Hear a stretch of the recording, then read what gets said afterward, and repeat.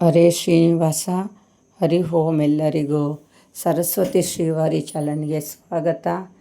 ಆರೋಗ್ಯ ಸರಿ ಇಲ್ಲದ ಕಾರಣ ವಿಡಿಯೋನ ಸ್ವಲ್ಪ ತಡವಾಗಿ ಬಿಡ್ತಾ ಇದ್ದೀನಿ.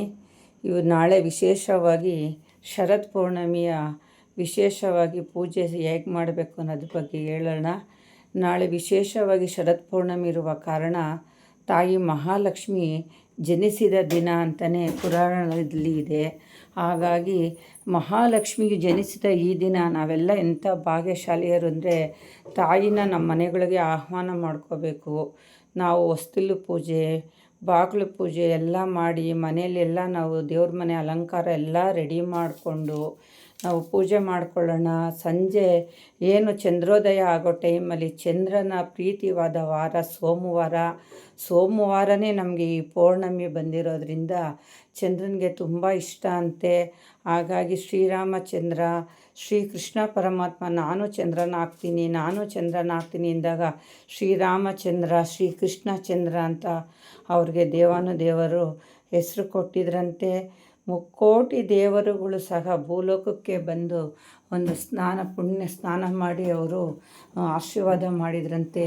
ಹಾಗಾಗಿ ನಾವು ಮನೆಗಳಲ್ಲಿ ಒಂದು ಗಂಗಾಜಲ ಹಾಕ್ಕೊಂಡು ಇಲ್ಲ ಒಂದು ಅರಿಶಿಣ ಪುಡಿ ಹಾಕ್ಕೊಂಡು ನಾವು ಸ್ನಾನ ಮಾಡಿ ಪುಣ್ಯವಂತರಾಗೋಣ.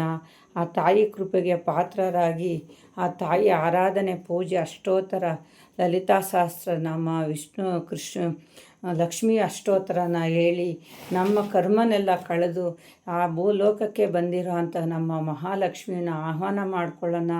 ಮನೆಗಳಲ್ಲಿ ದೀಪಾರಾಧನೆ ಮಾಡಿ ಒಂದು ಪೂಜೆ ಪುರಸ್ಕಾರದಿಂದ ಮಕ್ಕಳಿಗೆ ಒಂದು ಸಿಹಿ ನೈವೇದ್ಯ ಕೊಡೋಣ.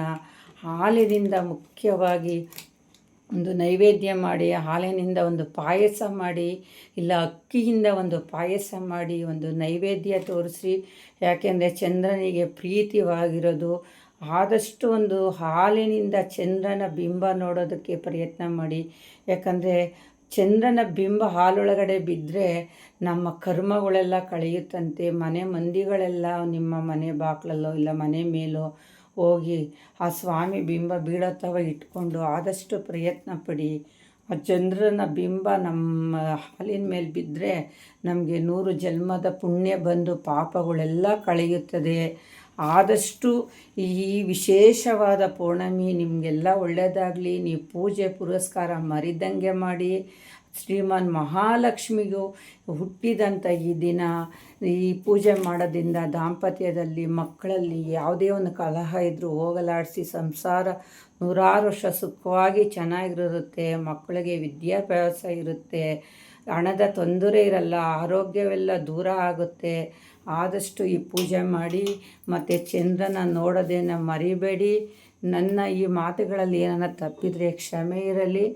ಆದಷ್ಟು ನೀವು ನನ್ನ ವಿಡಿಯೋಸ್ನ ಲೈಕ್ ಮಾಡಿ, ಶೇರ್ ಮಾಡಿ, ಸಬ್ಸ್ಕ್ರೈಬ್ ಮಾಡಿ ಮರಿಬೇಡಿ.